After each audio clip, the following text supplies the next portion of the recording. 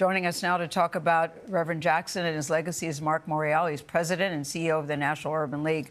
Marc, good morning. Thank you so much for joining us. Gayle. Thank you. Thank you so much for joining us this morning. We really appreciate it. I know you've known Jesse Jackson for a long time. How are you remembering him this morning?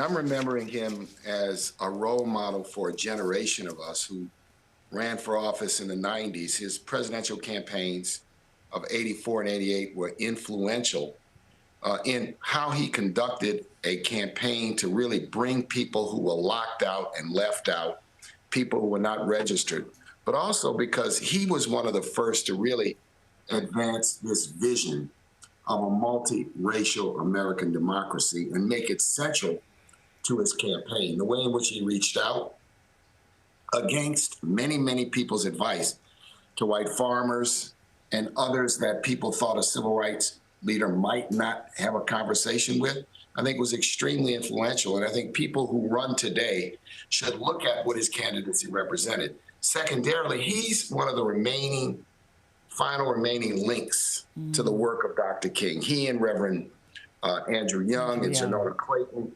remain the last living real links who worked closely with Dr. King. But his most important contribution was to bring, I think, the ethos of civil rights into mainstream American politics. And that's what I want to follow up on that, because, Marc, he ran in 84 and in 88. Talk about what those campaigns did for American politics and why they are so historic today. He paved the way for both Bill Clinton and Barack Obama. He led an effort to change the way that Democratic candidates were nominated from a winner-take-all primary system to a system of sort of proportional division of delegates. And he expanded the size of the DNC to bring others into the party's decision-making apparatus. That was so important. We've got to remember that at his side were people like Alexis Herman, Ron Brown, Donna Brazile, Mignon Moore, and many, many others who cut their teeth in Reverend Jackson's campaigns in 84 and 88. So that impact on American politics, I think, sustains and retains until today. I am clear there would not have been a Barack Obama without a Jesse Jackson, because it meant that the Obama campaign of 2008 was not a symbolic campaign.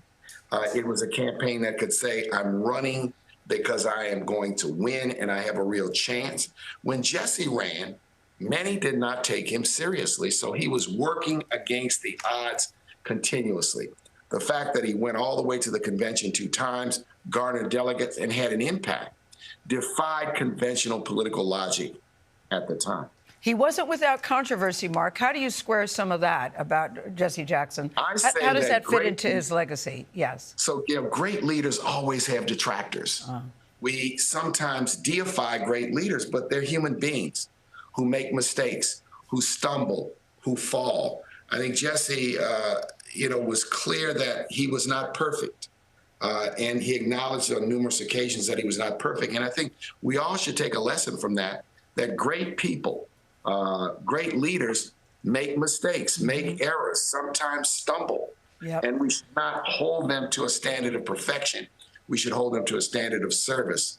And I think Jesse Jackson meets that standard in a profound way. Yeah, no one can discount some of the great work that he did and the legacy he's left us. Marc Morial, thank you again so much for taking the time with us.